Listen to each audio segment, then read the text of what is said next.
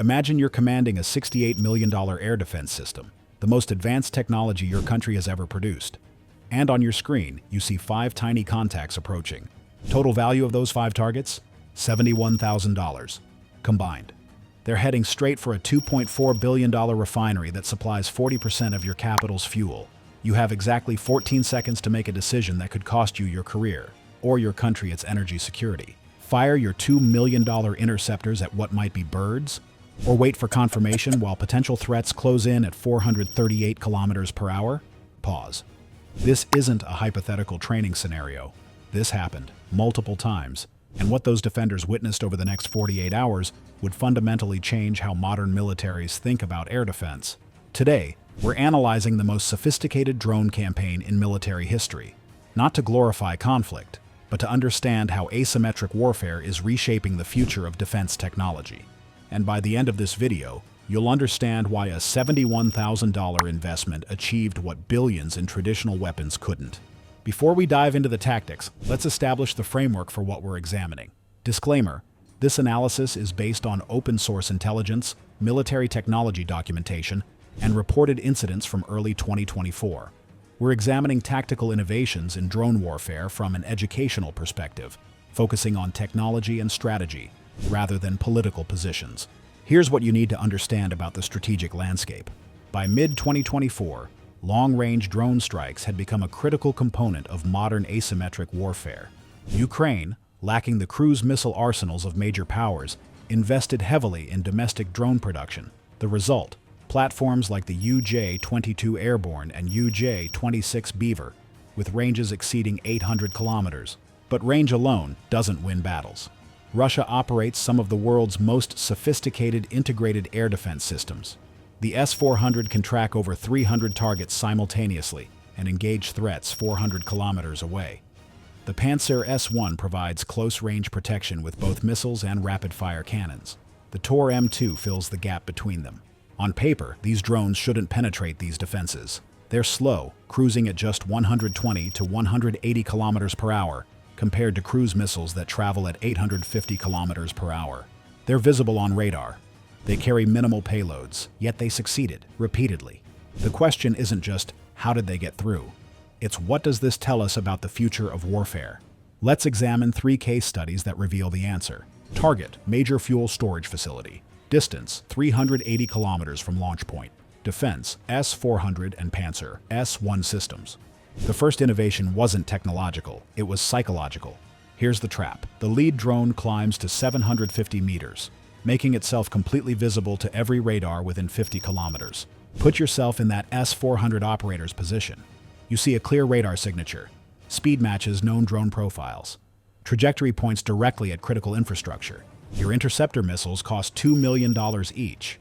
But your training is clear: better to waste a missile than lose a strategic target. The operator launches 2 48N6DM missiles. They accelerate to Mach 6 in under 3 seconds. Impact in 29 seconds. Then the drones drop from 750 meters to 180 meters in 4 seconds, below the radar horizon. The S-400's missiles use semi-active radar homing. They need continuous ground illumination to hit their targets. The ground radar is painting empty sky. The missile's onboard computers try calculating where the drones went, but they're working with outdated position data. The missiles detonate 85 meters above nothing. Each warhead releases 24,000 steel fragments into empty air. But here's what makes this brilliant.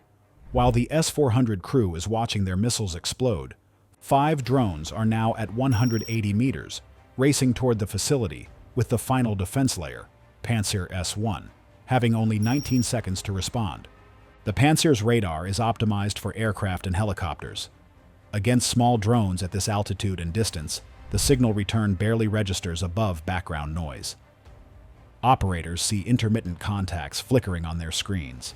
They try engaging with their twin 30mm autocannons, but targeting systems need 3.2 seconds to rotate 180 degrees, and the drones are executing random altitude variations every 2 seconds. Physics becomes the defender's enemy. The fire control computers calculate where targets will be in 0.8 seconds when rounds arrive. But random altitude changes transform prediction into probability. Hit percentage drops from 83% to 31%. 3 drones penetrate the defense and strike their targets. The lesson: the most expensive defense system is worthless if you can force it to solve the wrong problem at the wrong time. Target: secondary fuel processing complex. Distance: 470 kilometers. Defense: 3 Pantsir-S1 batteries in overlapping formation. The Russian defenders learned from the first strike.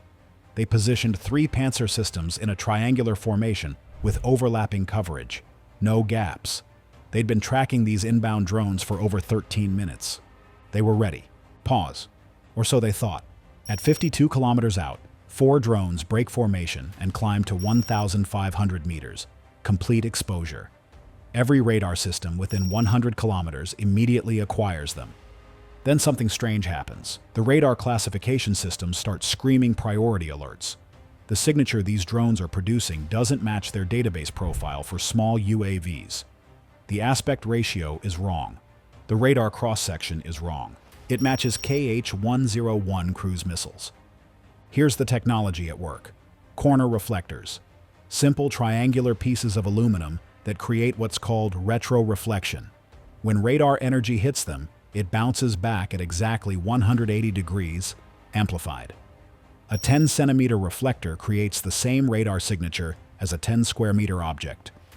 The Pantsir battery commander faces an impossible decision tree. Cruise missiles are priority 1 threats, always. His protocol is clear. He has 3 seconds to decide. He launches 8 57E6 missiles in 12 seconds. Each accelerates to 1,300 meters per second. Then the cruise missiles start pulling 9G turns. The real KH-101 disintegrates at 3 Gs.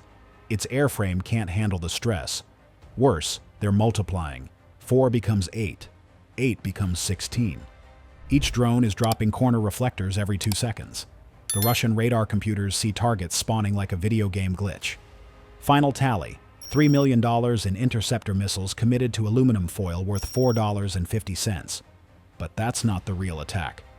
While every operator is watching the fireworks at 1,500 meters, 8 UJ-22 drones approach from the opposite direction at 50 meters altitude. The Pantsir's weakness is architectural. Its phased array radar is fixed mount. Electronic steering works 45 degrees left or right. Looking behind requires physically rotating the entire 3,000-kilogram turret. That takes 4.7 seconds. By the time the commander screams, "Traverse!"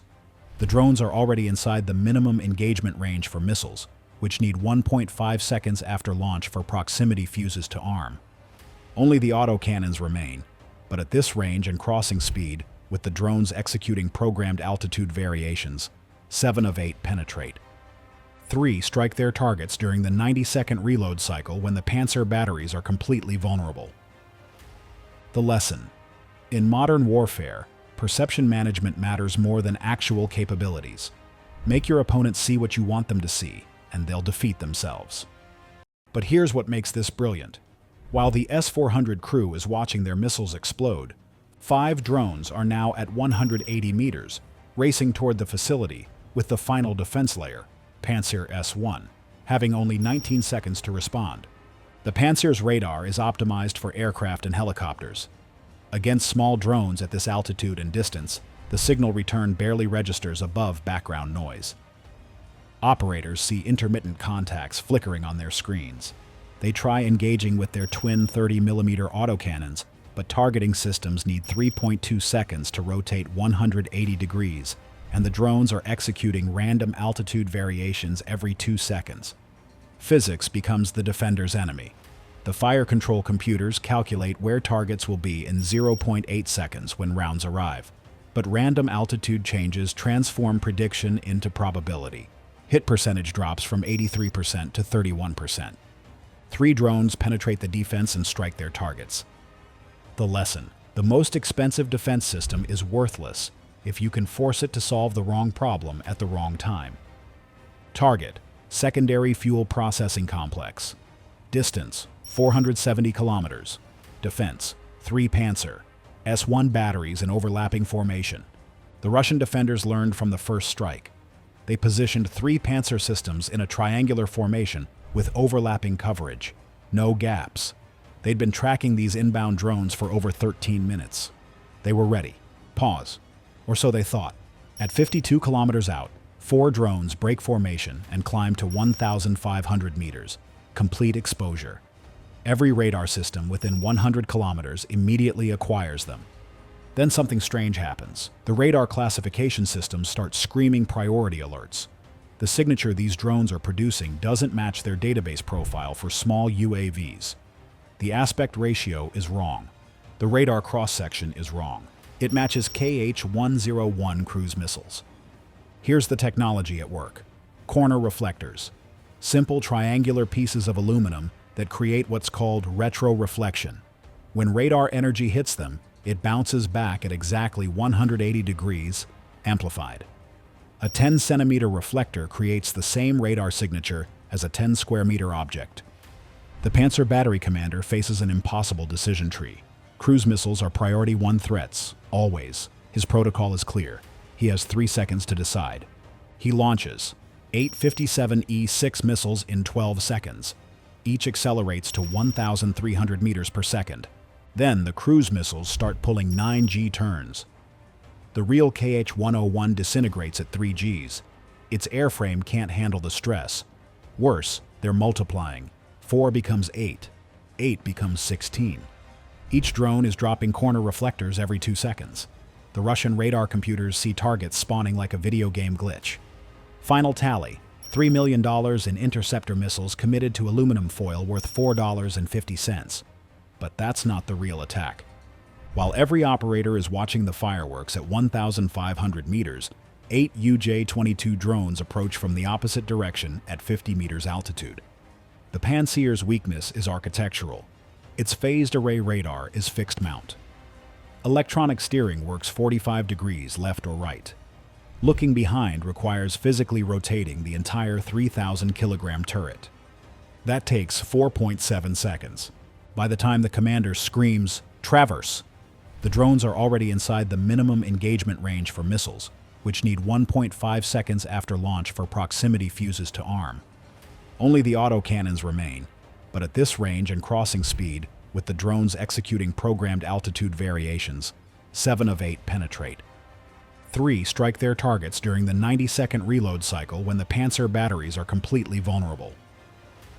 The lesson: in modern warfare, perception management matters more than actual capabilities.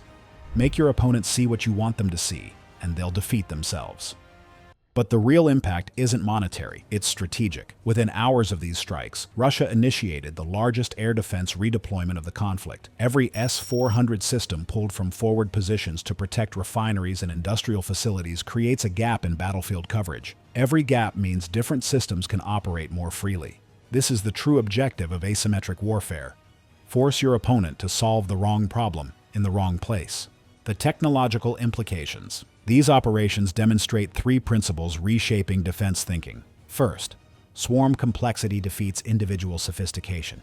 A $68 million S-400 system can track 300 targets, but it can't distinguish between a $71,000 drone and $4.50 of aluminum foil in the 3 seconds available for decision-making. Second, physics is the ultimate arbiter. No amount of computing power overcomes fundamental limitations like radar horizons, gimbal lock, or thermal management. Third, defense is reactive. Offense chooses the problem. Attackers select the time, direction, altitude, and tactics. Defenders must prepare for infinite possibilities with finite resources. The broader context. This isn't just about one conflict. Similar technologies are being developed worldwide. The Houthis have demonstrated comparable tactics against naval vessels in the Red Sea. Commercial drone technology becomes more capable every year. The cost barrier for sophisticated drone operations continues falling. The uncomfortable reality: what required nation-state resources 5 years ago can now be accomplished by well-funded non-state actors. The defense industry response. Military manufacturers are already adapting.